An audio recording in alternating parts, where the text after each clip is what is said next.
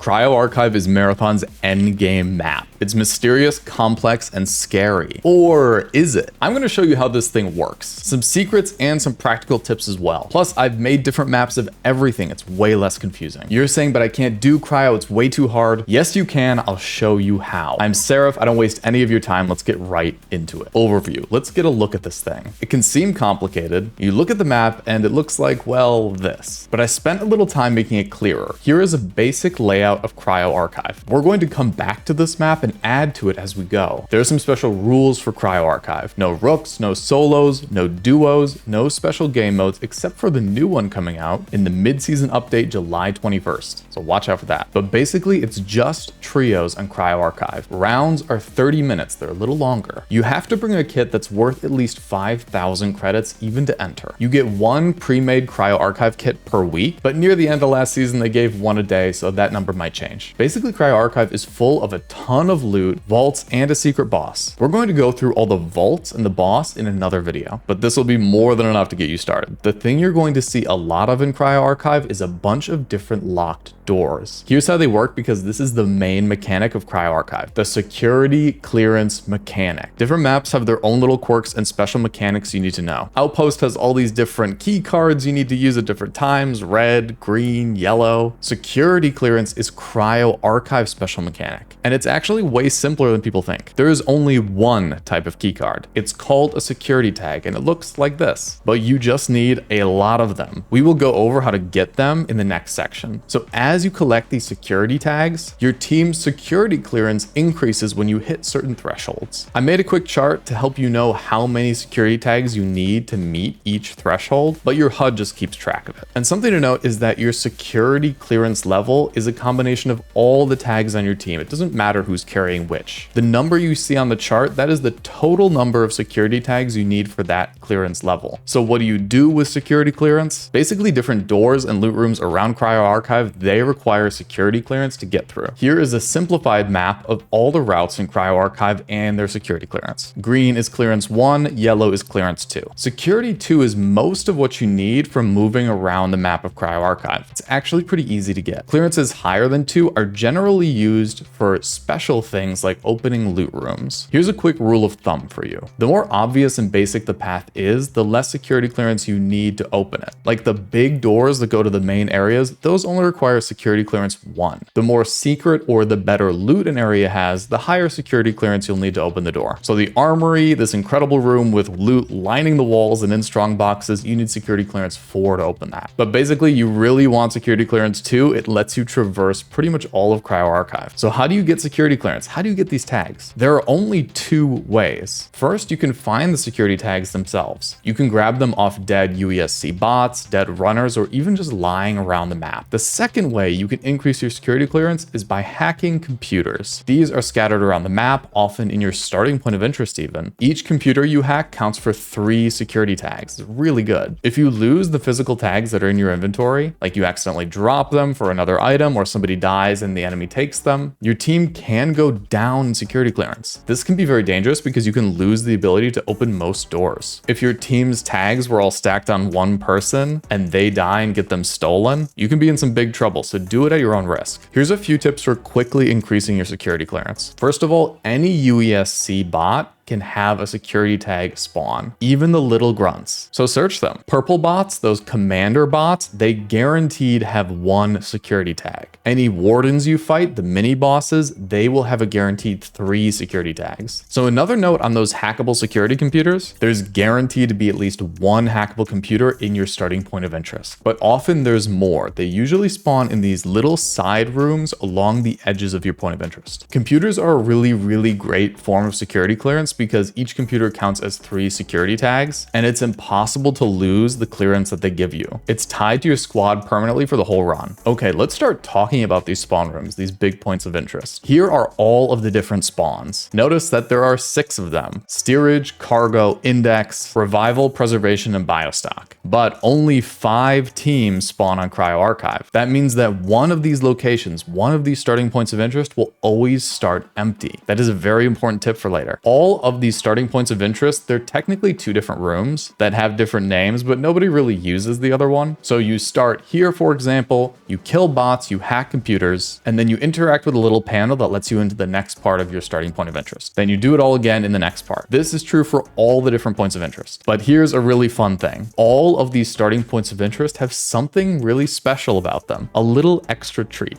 Here they all are, I've added them to the map. Steerage has a little room that requires security clearance 3 with an already filled coolant container. Cryo coolant is an item that's used to open vaults 2, 5, and 6. If you're not opening those vaults, it serves zero purpose. Cargo has a security clearance 2 room that always spawns 2 to 3 purple weapons chips. And even cooler, it can spawn weapon chips that are not found anywhere else in the entire game. Index. Index has nothing special about it. That's what's special about it. Revival has a security clearance 2 room with extra computers to increase your security level. It also has a security clearance 2 room with great backpacks. Preservation has a security clearance level 2 room with high level shields. Pretty cool. It also has many unfilled cryo coolant containers. Remember, that's only useful for opening specific vaults. Otherwise, ignore it. And then Biostock has a location where you can fill up these coolant containers, but that's all that's special about it. For all of these starting points of interest, they have a large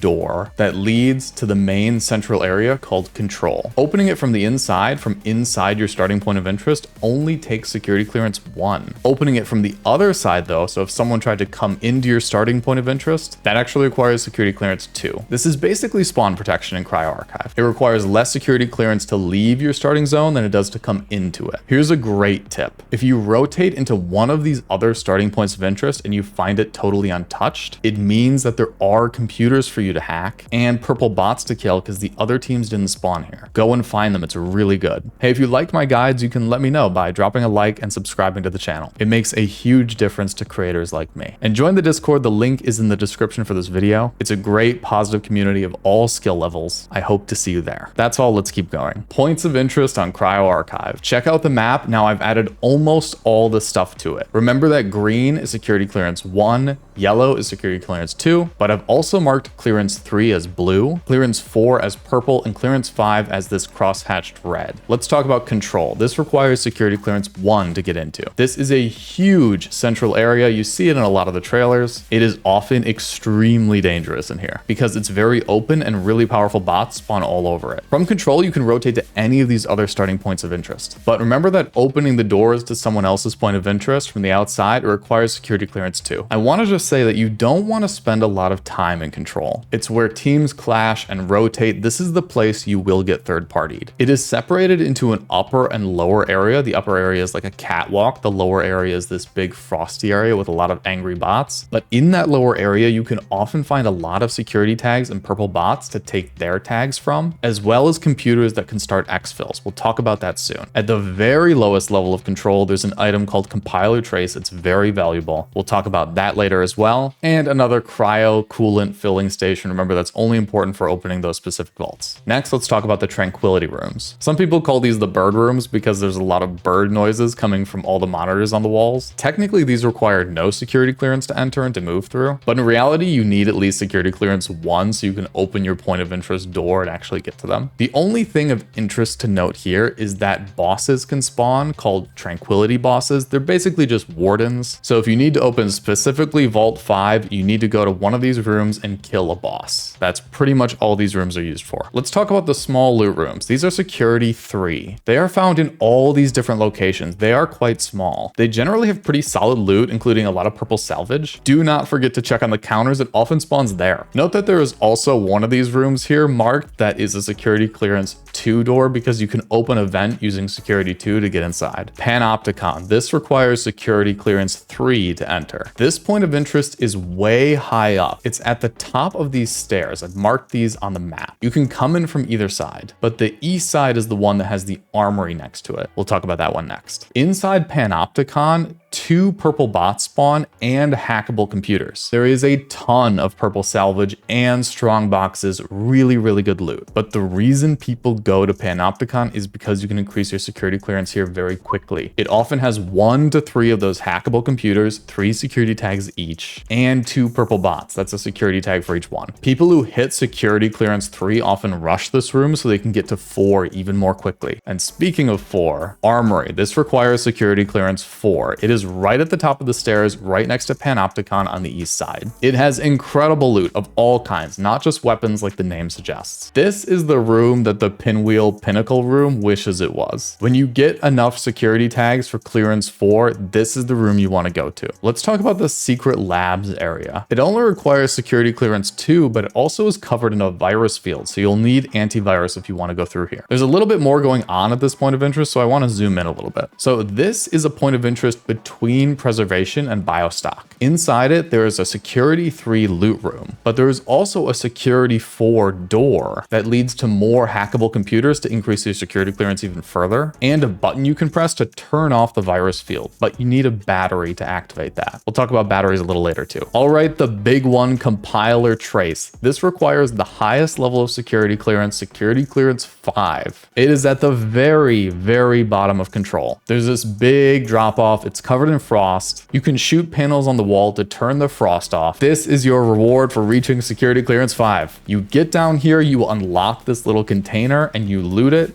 Inside is something called compiler trace. If you exfil with this valuable, it gives 40,000 credits to every single person on your team. That is 120,000 credits of value. But do note that the codex entry it unlocks only applies to the one person who actually exfils with it. Please do not forget to grab this if you hit security clearance 5. It is awesome. Okay, let me give you an overview of how vaults work on Cryo Archive. There's a lot to know about these vaults. So they and the boss found in the final vault, those are getting their own separate video, so stay tuned. There are 7 vaults on Cryo Archive. You can think of them kind of like the normal locked rooms you find on other maps, but these require keys as well as a few other things to even get inside. Things like batteries, coolant, and credentials. And once you're inside, you'll need to do a pretty simple puzzle to actually open up the loot area of the vault. They're not like a big dungeon, they're usually just a room with a little puzzle inside, and then loot at the end. So how do you get these items to open the vaults? You can find batteries just scattered around the map. Scanners, which we'll talk about in the next section, will help you locate them. Coolant is also found scattered around the map, but it's also in certain set locations that I've marked. Credentials are found in a few different locations. You need specific types of credentials for specific vaults. So in summary, to get the loot from a vault, you need to find a key, often dropped from wardens or high loot areas on other maps. Get the required items while you're in Cryo Archive, like batteries, coolant, or credentials. That gets you into the vault, and then you need to do a puzzle when you're inside it. The puzzles are usually pretty simple, and they get you into the actual loot portion of the vault. So what are the things you can get from these vaults? The normal purple and gold salvage, the good stuff, the gold cores, it's really good. But also each vault gives you a specific gold unique weapon. Some of these are really good. Each vault also guarantees a special item called a subroutine. When one person picks up this subroutine and exfils with it, everybody on the team gets access to it. It is a permanent part of your account over multiple seasons. It's one of the only items that maintains over multiple seasons of Marathon. You need to collect subroutines 1 through 6, dropped in vaults 1 through 6, to activate Compiler, the final boss in Vault 7. So you have many seasons to do this. You collect them as you go. And the last thing you'll find in these vaults that's very important is something called a DNA access card, though it's not guaranteed. Basically, a DNA access card is a ticket to try to complete the compiler, to try to kill the final boss. Every DNA access card you find is another attempt. So collect them. They're very good. You get to fight the boss with them. Next, let's talk about scanners. So throughout Cryo Archive, you're going to find these things called scanners on walls. They scan nearby stuff that you might want. Note that the radius that they scan increases as your security clearance increases. They also show more stuff as your security clearance increases. So at security clearance 1, they just show nearby batteries and hackable security computers. At security clearance 2, they also show you where the mini bosses, the wardens, have spawned, as well as some hidden loot locations. And at security clearance 3, they show you where these exfil activation computers are. We'll talk about that in the next section, but I just want to note that there is no downside to hitting scanners. So hit hit them whenever you see them. So let's talk about exfils. How do you get out of Cryo Archive? You want to extract, right? Here's how you start an exfil. You need to be security clearance 3 to even do it. You scan for exfil computers using scanners, but you can just run across them. It'll show you an icon like this on the map. You start an exfil by activating one of these computers. Once you start it, an exfil will spawn and be revealed on your map. You have 3.5 minutes to make it to that exfil. Now let's talk about final exfil on Cryo. I have marked here on the map all the locations of the possible final exfils on Cryo Archive, but I want to note that they work a little differently than they do on other maps. So when the timer hits 0, you do have 60 seconds to get to the exfil, but it does not show up on your map. It doesn't show you which of those locations it spawned at. You do have barely enough time to run to them all, but here's a better way to guarantee your exfil. Split up, one person goes to 3 different locations. When the timer hits 0, everyone just converge on the location where it spawned, or if nobody sees it, of course that means it spawned in the 4th location that nobody is at. So that's it. If you do that, you can get away with it. You can always exfil out of the final Cryo Archive exfil. So here, I just want to show the map again with everything on it, okay? I hope this thing is helpful. Now I want to talk about the actual meta of the Cryo Archive. What are you going to be fighting out there? Hey, first of all, I want to say, play the way you want, play the way that works for you. That is the most important thing, okay? But I do want you to know the meta. I want you to know what you're up against. Here's what's going on. So teams almost always include a recon, usually 2, and usually they are both running energy amps the whole time. This allows them to constantly scan whenever they enter a new area. If you have no recon with you, it puts you at a big disadvantage because you can't really tell when another team is scanning you. I really recommend having at least 1 recon on your team. The second thing you need to know is that everybody rushes security clearance 2. The main way you do this is by splitting up and killing all the bots in the first 2 rooms of your starting point of interest. Hack all the computers, kill all the bots, loot them, and get security clearance 2, and then rush the closest spawn location next to you. People will do this to you, or you'll do it to other people. And people do that because knocking out a team early in Cryo is really valuable, especially when they're vulnerable. Cryo Archive makes you do a lot of dangerous stuff, and having 1 fewer team on the map is really helpful. Rushing another team early is kind of seen as a way of protecting yourself. And then the next thing to know is when people have rushed another team, or instead of doing that, you can actually just go to the bottom floor of control and loot a bunch of security tags just laying around on counters there and kill the purple bots and take their guaranteed tags. This is a great way to get security clearance 3. Or you can just fly a thief drone down there and pick them up. When you get security clearance 3, then people rush Panopticon. There are often multiple hackable computers for more security clearance, 2 purple bots, great loot. You can get up to security clearance 4 pretty quickly and loot armory. Then people fight a remaining team at that point maybe, then get security level 5, go to the bottom of control and open up the room where there's compiler trace. You grab that and you get out. So that's basically how it generally goes, but there's a lot of variation within that. But just know that other teams will be kind of following that playbook.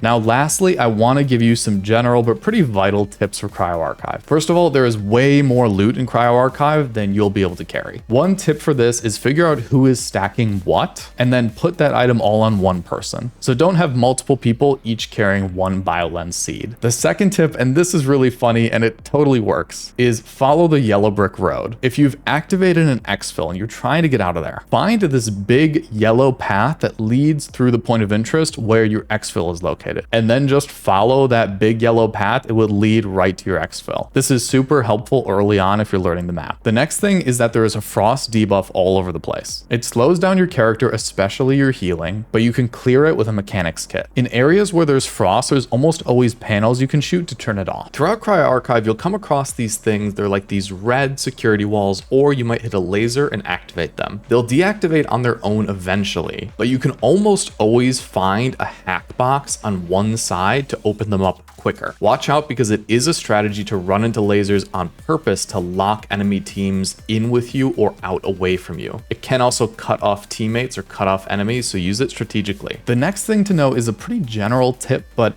you need to change your mindset when you're in Cryo Archive about losing. Cryo Archive is way higher reward than other maps. You can leave Cryo Archive with 50, 70, 90,000 credits, enough for 10 to 20 more cryo runs. If you are winning, if you are exfilling 20% of the time, you're doing just fine. If you're exfilling it 30% of the time, you're killing it. So don't worry as much about losing. One win pays for so many runs. And also, especially early on, focus on learning the map. This map has a ton of verticality. The simplified map I made will be helpful, but you're not going to be referring to it in a fight. Even when you lose, think about where you are on the map. Learning Cryo Archive, it's a pretty complicated map. That's another form of progression. It's very powerful. powerful. It will win you fights, get you exfils. And the last tip is that the first 10 minutes of Cryo Archive, they are a race. There are so many easy to find security tags and hackable computers. Everyone is trying to get to them. Whoever gets them first has a huge leg up in traversing the map and getting the best stuff. After that first 10 minutes, then you slow down a little bit. Start looking for other teams, start protecting yourself, and get everything you can out of the map. Well, that should get you started. Thank you for making it all the way to the end. If you enjoy my videos or even just like my style, consider dropping a like and subscribing down below. I hope to see you all in Cryo Archive one day, and I also hope to see you in the next one. Thanks for watching.